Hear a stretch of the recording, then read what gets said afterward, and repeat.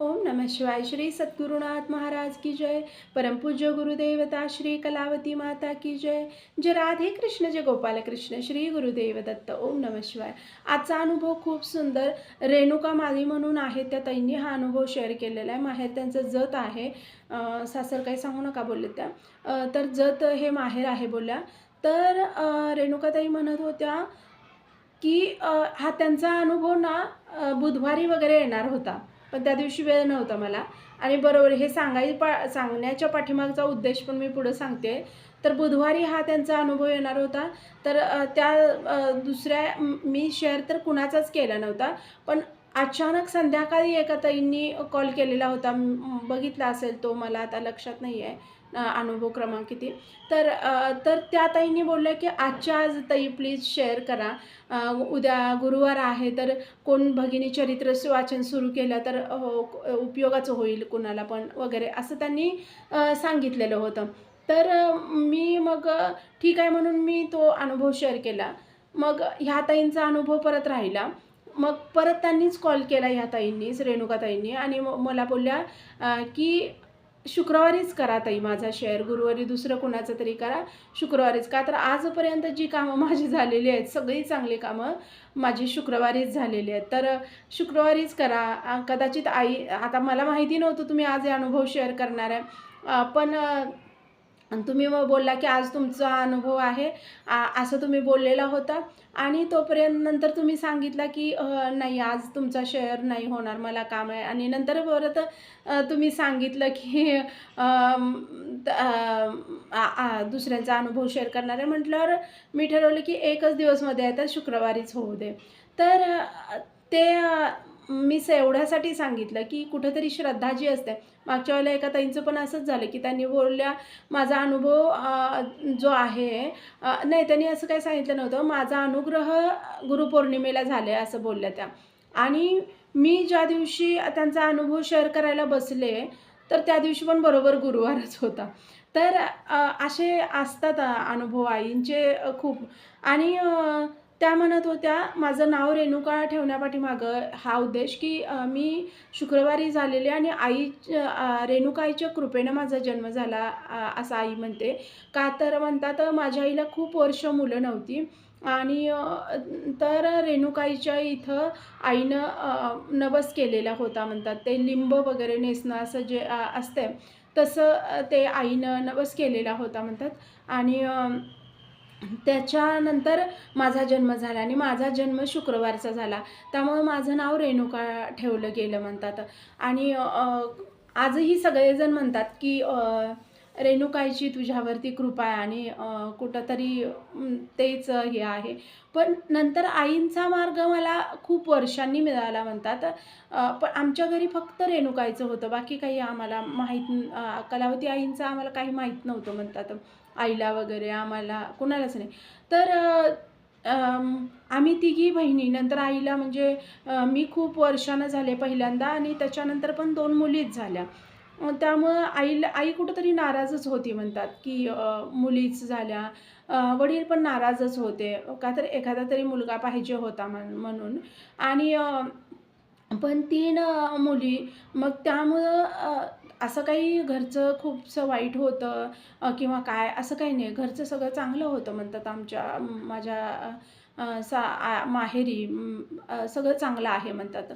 तर आम्ही चांगलं वाढलो, चांगली शिक्षणं घेतली, व्यवस्थित शिक्षणं घेतली. पण मी 12वी नंतर म्हणतात हॉटेल मॅनेजमेंट वगैरे ह्या गोष्टी केल्या म्हणतात.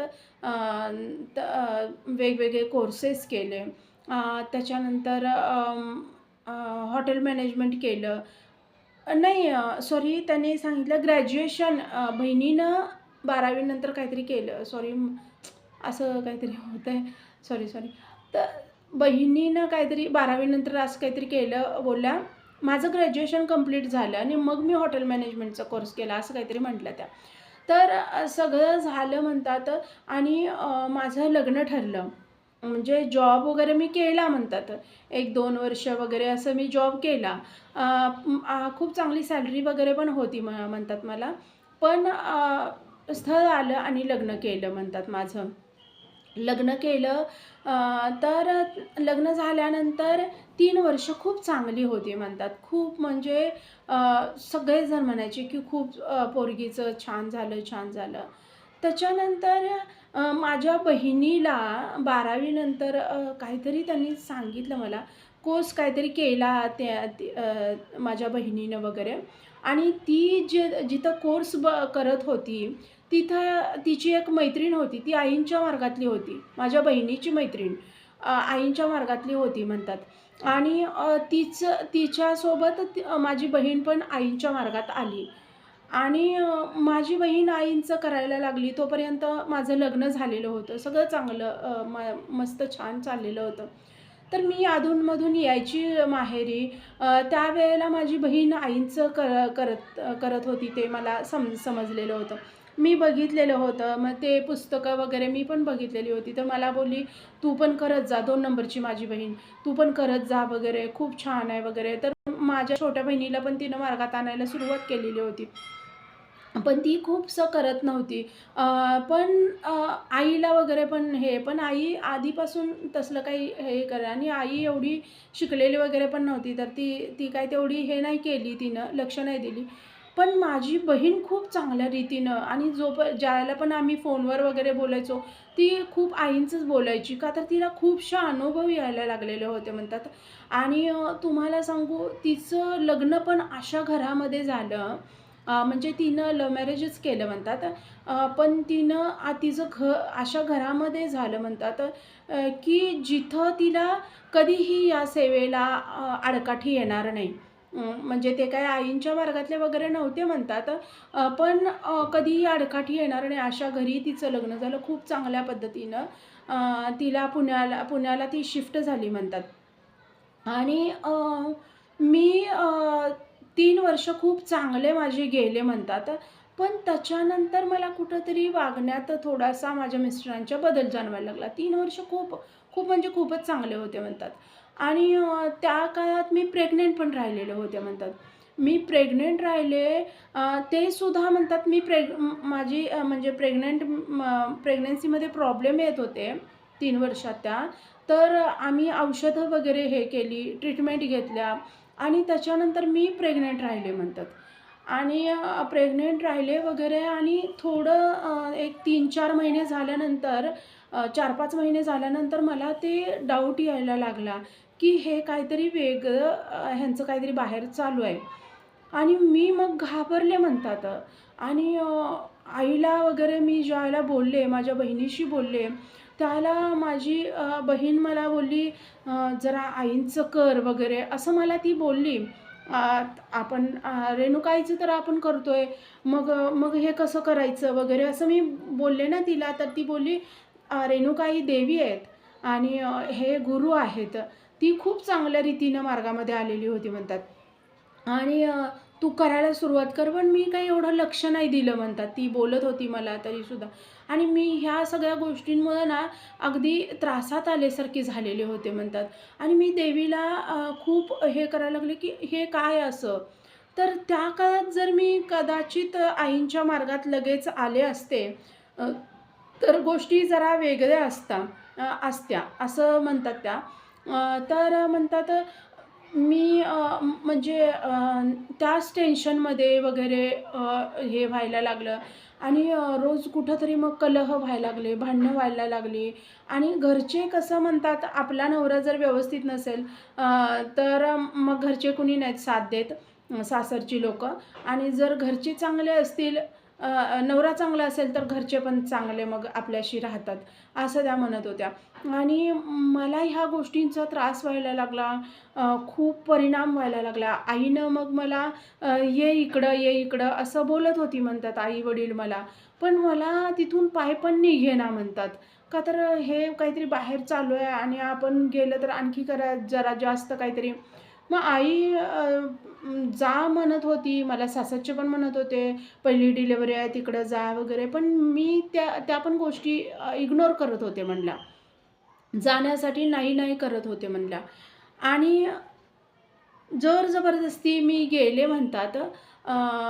माहेरी गेले, पण माझ्या डोक्यात तेच. आणि पहिल्यासारखं नवरा फोन उचलत नव्हता, फोन स्वतःहून करत नव्हता. हे सगळं मला जाणवत होतं आणि मग कुठेतरी असं वाटायला लागलं म्हणतात की नाही मला नाही जमणार हे असं. असं राहणं नाही जमणार मला. मी बहिणीशी सतत बोलायला लागले आणि म्हणजे मला ना म्हणतात खूप लवकर नेली 7व्या महिन्यातच आईनं घेऊन गेली म्हणतात. नाहीच मी बोलत होते म्हणल्या पण तरी घेऊन गेली म्हणतात 7व्या महिन्यात. आणि त्यावेळेला माझी बहीण तिकडून आली म्हणतात माझ्यासाठी आणि मी खूप वाईट परिस्थितीमध्ये होते म्हणतात त्यावेळेला आणि ती मला बोलली, "तू करून तरी बघ, ह्यातनं काहीतरी वेगळे मार्ग, आई काहीतरी चांगला मार्ग काढतील." मी सारखी ना मला माझ्या मनात सारखं हेच येत होतं, मला नाही जमणार ह्या नात्यात आता. मला हे असलं खोटेपणा नको आहे आणि आता हे बाळ होणार आणि मग आपण असं हे बाळासोबत हे असले असले प्रकार कसे बघत आपण कसं जीवन काढायचं? असं आणि मी तुम्हाला सांगू म्हणतात मी ज्यावेळेला हे केलं म्हणतात अ, माझ्या बहिणीशी वगैरे हे बोलले, तर माझी बहीण बोलली, "असं काही नसेल पण." नाही, पण जे गोष्टी एखाद्या बायकोला बरोबर जाणवतंय म्हणतात, ती गोष्टी जाणवत होत्या म्हणतात मला. आणि ना तुम्हाला सांगू मग माझी बहीण बोलली, "मी बोलते त्यांच्याशी." का तर आई-वडील वगैरे तेवढं जास्त नाही, पण बहिणींशी वगैरे माझ्या चांगलं बोलायचे ते. आई-वडिलांशी असं बोलायचे चांगले, पण असं हे ह्या गोष्टींवर मी बोलते, असं ती बोलली आणि तिनं बोलली, की तिच्या शरीरावर परिणाम होतोय, तिच्या मानसिकतेवर परिणाम व्हायला लागलाय, बाळावर काहीतरी परिणाम झाला तर आणि ती सतत रडत असते, टेन्शनमध्ये असते, काय चाललंय वगैरे.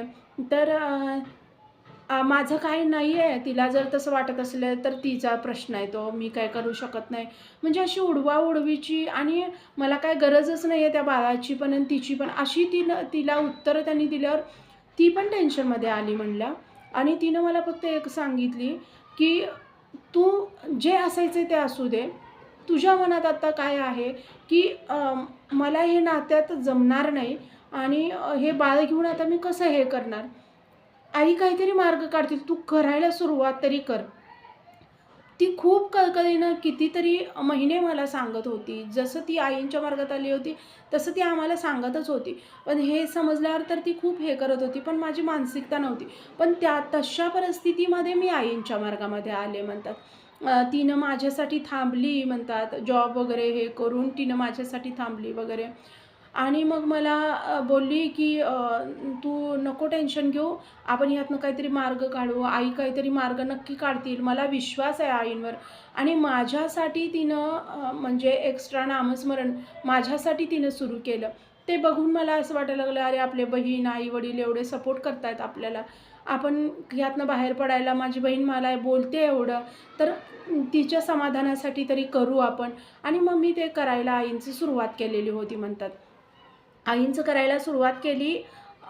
तुम्हाला सांगू म्हणतात मनात काही म्हणजे हे नव्हतं. मला असं नाही जमणार. जर माझ्याकडं प्रूफ नव्हतं आणखी काय. सगळ्यात मेन महत्त्वाची गोष्ट माझ्याकडं प्रूफ पण नव्हतं म्हणतात. आणि हे आहे हे तरी मला माहिती होतं.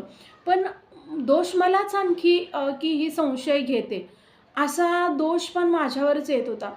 तर मी ज्याला आईंचं करायला सुरुवात केली, त्यावेळेला माझी मानसिकता काही जास्त नव्हती. मी बालोपासना सुरू केलेली होती म्हणतात सुरुवातीला आणि त्यात ते कृष्णांचं वर्णन हे ते सगळ्या गोष्टी.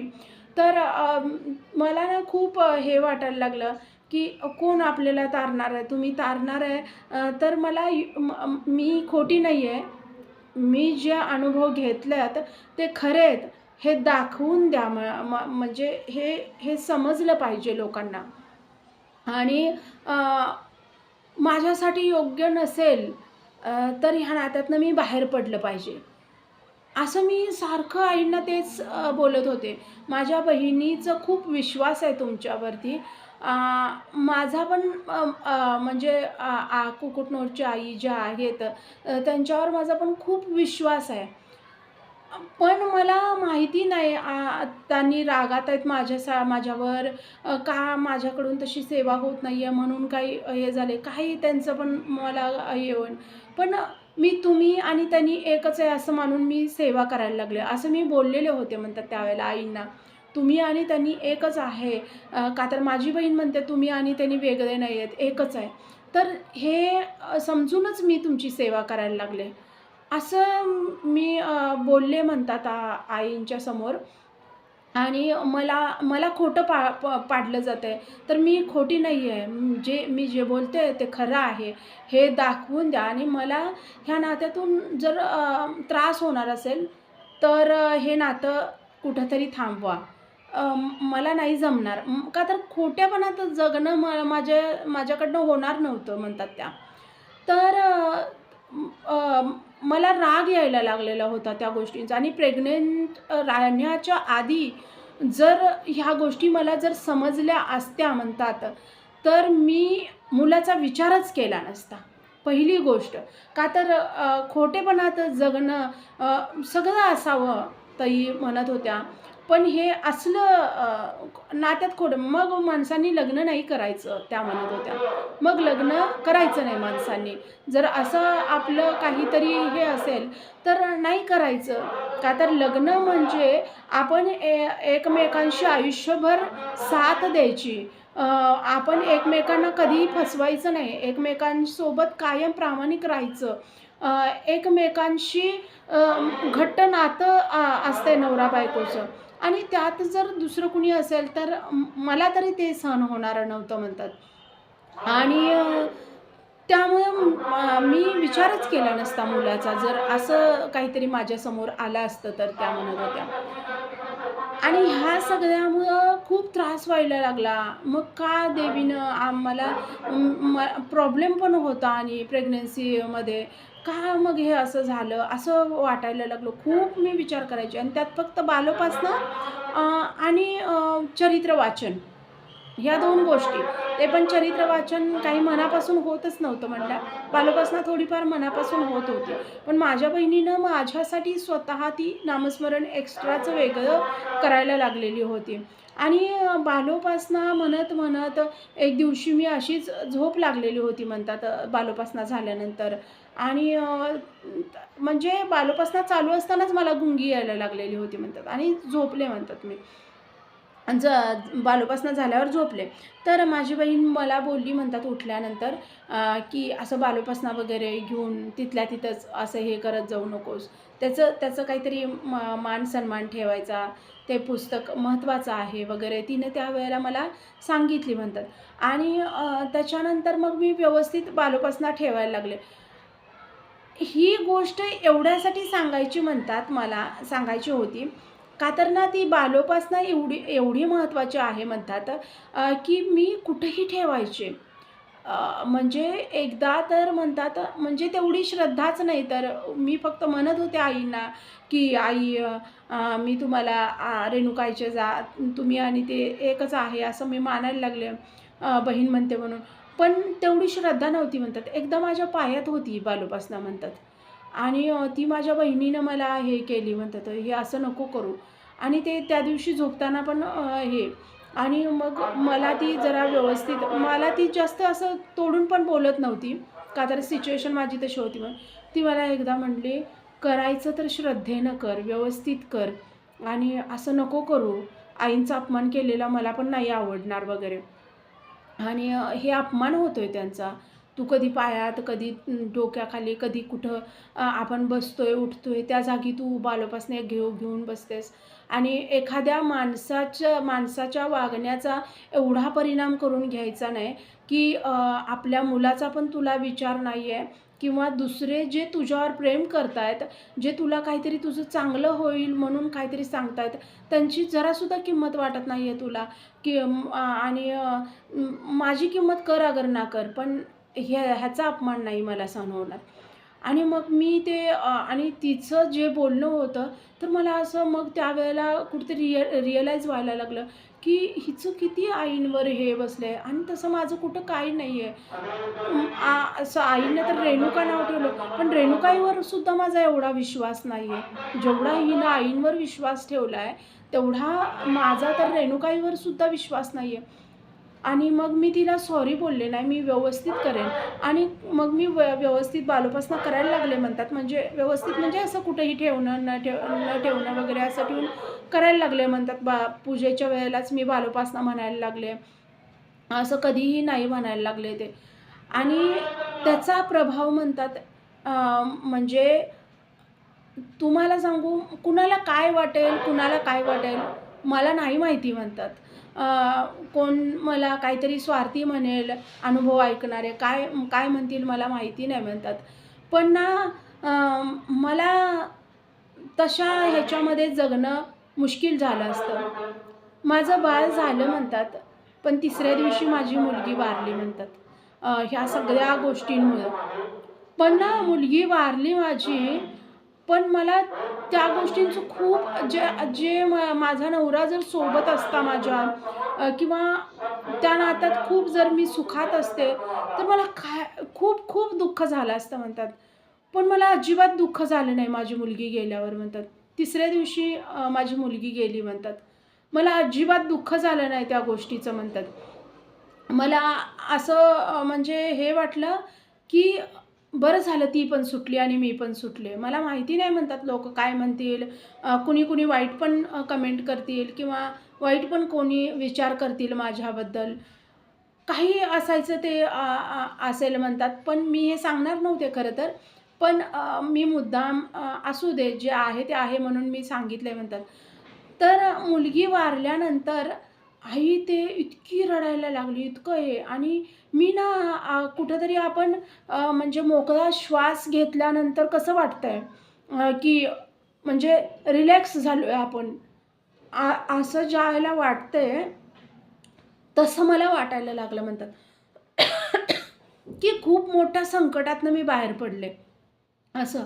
किंचित सुद्धा दुःख नव्हतं म्हणतात माझ्या चेहऱ्यावर किंवा माझ्या वागण्यात आणि जे पण कोण म्हणजे नातेवाईक त्यांनी यायला लागले म्हणतात जरा मला भेटायला वगैरे तर ते बोलायचे की पोरगीला काहीच हे नाही आणि सगळ्यांना असं वाटायला लागलं ही संशय घेते आणि हिला मी म्हटलं आईला वगैरे म्हणजे बाहेरच्यांना कोणाला नाही, पण आईला वगैरे मी बोलायला लागले, "बरं झालं, जे झाले ना, ते माझ्या इच्छेप्रमाणे झालं आणि कुठेतरी तुझ्या आईने ऐकलं." मी बहिणीला वगैरे बोलले असं. "तुझ्या आईनी कुठेतरी ऐकलं आणि खरंच आहे. आई म्हणजेच रेणुका आईंचंच हे आहे. मी दोघींना एकाच ठिकाणी मानेन आता." म्हणजे लोकांच्या दृष्टीनं माझं सुख काय होतं मला माहीत नाही म्हणतात. पण माझ्या दृष्टीनं माझं सुख त्याच गोष्टीत होतं. का तर मला म्हणजे माझी मुलगी अशा बापासोबत नव्हती वाढवायची. आणि माझ्या बहिणीला पण त्या गोष्टीचा राग आला. तिला असं वाटत होतं, की यातनं काहीतरी मार्ग निघेल, यातनं काहीतरी हे होईल. तर मी बोलले, "नाही, तो माणूस फ्रॉड आहे." तर तुझा संशय पण असू शकेल हे, ते. आणि मग मी ना खऱ्या अर्थानं तुम्हाला सांगते, मी आईंच्या मी खूप खूप आभार मानले त्या गोष्टीसाठी आईंचे. मी एवढंच बोलले आईंना, त्या बाळाला अशा आई-वडिलांच्या पोटी जन्म द्या, की जिथं त्याचं खूप चांगलं संगोपन होईल आणि खूप चांगल्या रीतीनं त्याचं आयुष्य घडेल. अशा घरात माझ्या बाळाला परत जन्म द्या. कुठेतरी आई म्हणून कुठेतरी हे होतं, पण मी समाधानी होते. त्यात मी खूप समाधानी होते म्हणतात. आणि त्याच्यानंतर सासरचे वगैरे पण आले, सगळं हे झालं. असे दिखावा दाखवत होते, की हीच म्हणजे त्या गोष्टींबद्दल पण घरी बोलणं वगैरे झालं ना ते आल्यानंतर. तर नाही, नाही ही संशयी आहे, संशय घेते असं वगैरे हे झालं. आणि त्याच्यानंतर आई वगैरे म्हणायला लागली, की "तू जा तिकडं." आणि मग मला खऱ्या अर्थानं हे व्हायला लागलं. ज्यावेळेला मी थोडीशी त्यातनं हे झाले, महिन्याभरानं वगैरे पाठवून देतो असं सांगितलेलं होतं आईनं आणि नंतर ती म्हणायला लागली, "तू जा." तर मी तयार नव्हते. बहीण पण म्हणायला लागली, "अगं गेलं पाहिजेस" वगैरे. तर त्यावेळेला मला असं वाटायला लागलं, मला खऱ्या अर्थानं आईंची गरज आहे. आणि मग मी बोलले आणि 1 महिनाभर मी राहते. म्हणजे मी असं आतलं मनातलं माझ्या काही बोलून दाखवलं नाही म्हणतात. आईंना पण बोलून दाखवलं नाही. रेणुकाईला पण बोलून दाखवलं सॉरी माझ्या आईला पण बोलून दाखवलं नाही आणि माझ्या बाबांना, कुणाला, बहिणीला, कुणाला बोलून दाखवलं नाही. आत माझ्या काय चाललंय ते. फक्त मी बोलले आणि 1 महिनाभर थांबते आणि माझी मनस्थिती नाहीये जाण्याची. तर आईनं वगैरे त्यांना तसं सांगितलं, की येईल थोडे दिवस थांबते अजून म्हणते ती. तर थोडे दिवस थांबू दे, मग आम्ही पाठवून देतो वगैरे असं आई बोलली म्हणतात. ठीक आहे म्हटले ते आणि मी फक्त रेणुकाईला आणि आईंना बोलले म्हणतात. माझी ती गोष्ट माझ्यासाठी चुकीची होती का बरोबर होती? मी तुम्हाला फक्त म्हणलेलं माझ्यासाठी चांगली नसेल, ज्या गोष्टी नसेल तर ते हे होऊ नये आणि माझ्या मनात हेच होतं. जे तुम्ही पूर्ण केलंय. लोकांच्या दृष्टीनं ती माझ्यासाठी खूप वाईट गोष्ट होती, एक मूल जाणं वगैरे. पण माझ्या दृष्टीनं समाधान होतं मला त्यात. आता मला एवढंच पाहिजे, की मी खोटी नाही आहे, हे मला दाखवून द्यायचं आहे आणि माझ्यावर तेवढी कृपा करा तुम्ही. मी बोलले म्हणतात, माझ्यावर तेवढी कृपा करा तुम्ही आणि तुम्ही ती गोष्ट तेवढी सगळ्यांसमोर येऊ दे, असं.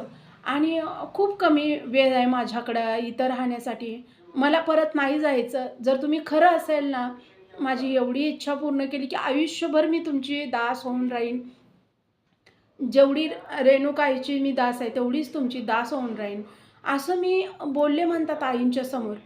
आईंनी ती गोष्ट म्हणतात 17व्या-18व्या दिवशी ती गोष्ट सगळ्या सगळ्या नातेवाईकांसहित सगळ्यांच्या समोर आणलेली होती म्हणतात.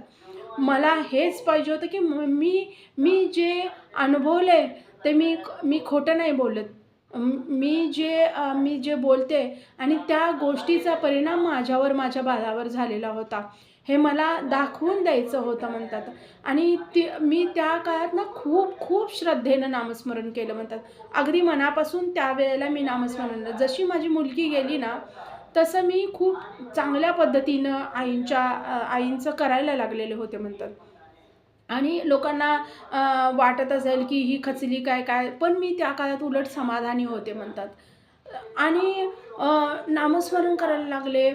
बहीण माझी सांगत होती वगैरे, तर मी वाचन वगैरे तिनं बोधामृत त्यावेळेला माझ्याकडे ठेवून गेलेली होती म्हणतात आणि मी ते वाचायला सुरुवात केलेली होती म्हणतात. ते मी वाचन सुरुवात केलेली होती. सगळं खूप चांगल्या रीतीनं मी ते बोधामृत खूप छान पुस्तक आहे. सगळ्यात सुंदर आईंचा म्हणजे आईंचे सगळे ग्रंथ सुंदर आहे. बोधामृत सगळ्यात सुंदर ग्रंथ आहे म्हणतात. जे माणूस अगदी तापलेला आहे ना, तर त्यांनी वाचला पाहिजे तो ग्रंथ त्या म्हणत होत्या.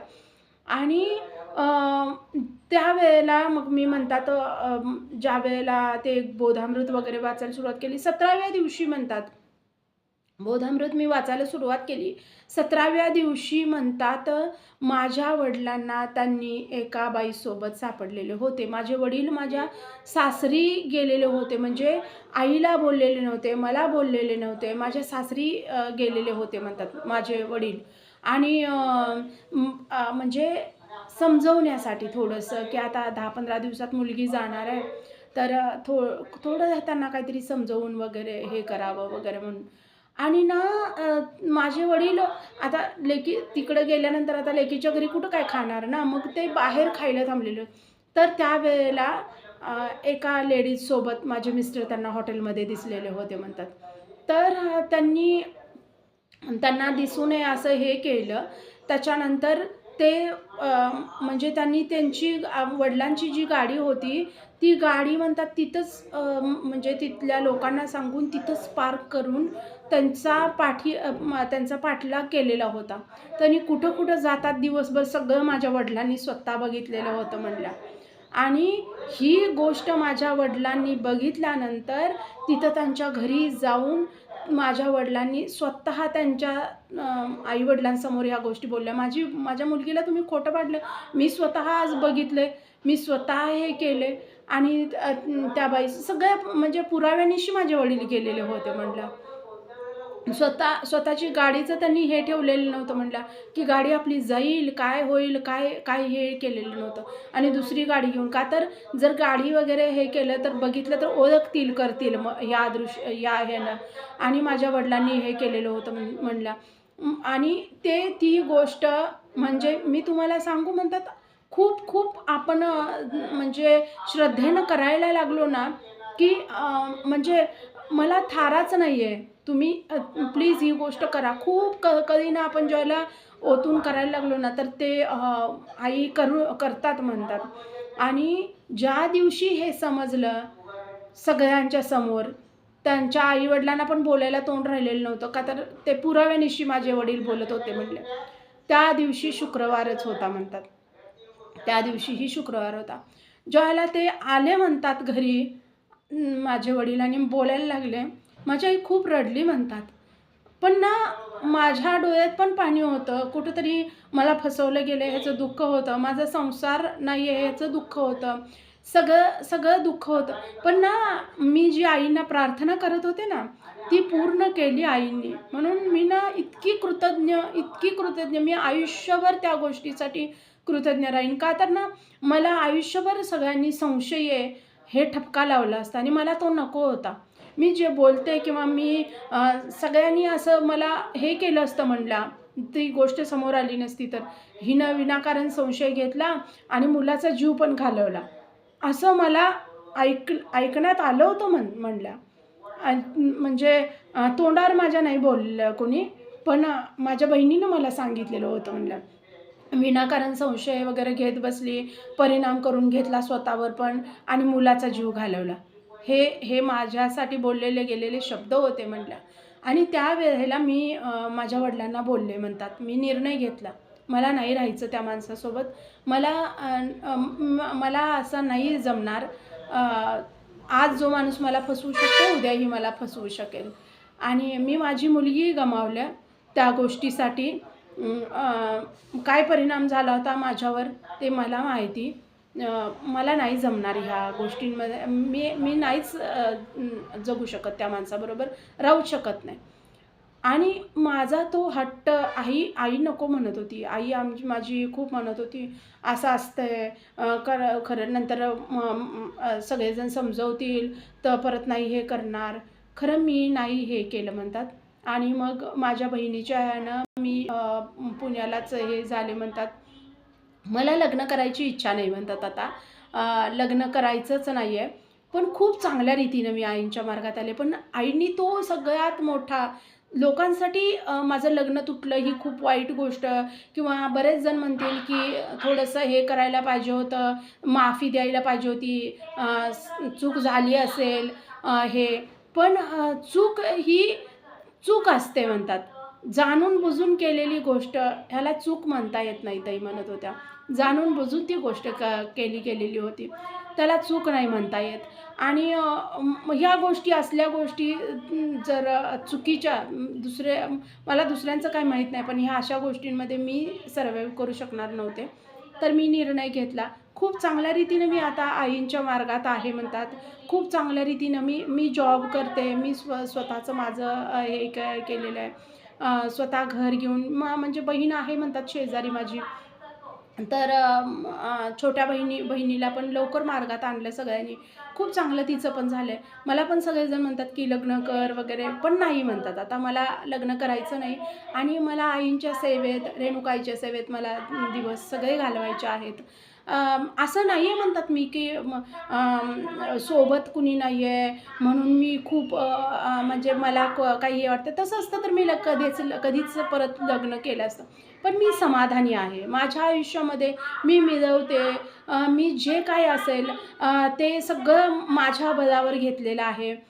फक्त आता घर घ्यायचं राहिलेलं आहे. पण मी स्वतः जॉब करून मी 4 व्हीलर घेतलेली आहे, 2 व्हीलर घेतलेली आहे. मी माझा फ्लॅट घेऊन भाड्याचा असेना का, पण मी स्वतः फ्लॅट घेऊन मी त्याच्यात राहते. मी जे पण घेतलं मी माझ्या वडिलांकडनं काही घेतलेलं नाही. सगळं माझ्या पैशावरती मी हे केलेलं आहे, जॉब करून म्हणतात. त्यामुळं आणि आईंच्या कृपेने सगळं छानपैकी सगळं शुक्रवारी हे केलेलं आहे म्हणतात. आणि मग मला समाधान आहे. मी ज्या ह्याच्यामध्ये आहे त्यात मी खूप समाधानी आहे. सेवेतून किंवा उपासनेतून काय साध्य करायचं मी प्रत्येक वेळेला म्हणते, की सगळ्यात मेन महत्त्वाचं अध्यात्मामधून जर तुम्ही समाधानी असाल, तर सगळ्यात मोठी आईंची कृपा. मग ते समाधानाची व्याख्या वेगवेगळी असते. म्हणजे जगाला दिसतंय म्हणजे मी लग्न केलं, मला मुलं-बाळं झाली, मग मला माझा नवरा चांगला आहे, मग हे चांगलं आहे, ते चांगलं हे म्हणजे प्रत्येकाच्या विचारसरणीनुसार. हे सगळं सोबत असताना सुद्धा एखादी व्यक्ती असमाधानी असेल, तर त्याच्या त्या सुखांना काही अर्थच नाही. पण काही नसताना किंवा अगदी काहीच नाही आहे एखाद्याकडं, तरीसुद्धा तो समाधानी आहे, अगदी मस्त मजेत आहे. तर तो खरा समाधानी, त्याच्यावर खरी गुरूंची कृपा. तसंच ताईंचं आहे, की जरी त्यांनी संसार हे झाला मोडला किंवा मूल गमावलं वगैरे, तरीसुद्धा त्यांनी आतून समाधानी आहेत ना, म्हणजे त्यांच्यावर गुरूची कृपा आहे. गुरूंची कृपा आहे, रेणुकाईची कृपा आहे, त्यांच्या श्रद्धेनुसार. तर माझ्या दृष्टीनं तर खरं समाधान हेच आहे, की जर काही तुमच्या अवतीभोवती जे म्हणजे सांसारिक लोकांना जी सुखं वाटतात, त्यातली कुठलीही सुखं जरी नसली, पण तुम्ही मजेत मस्त समाधानी जीवन जगताय, तर तुमच्यावर गुरूंची नक्कीच कृपा आहे. तर असे छान-छान अनुभव सगळ्यांना येऊ देत. व्हिडिओ आवडला तर लाईक, शेअर आणि सबस्क्राईब. श्री सद्गुरुनाथ महाराज की जय. परमपूज्य गुरुदेवता श्री कलावती माता की जय. जय राधे कृष्ण, जय गोपाल कृष्ण. श्री गुरुदेव दत्त. ओम नमः शिवाय.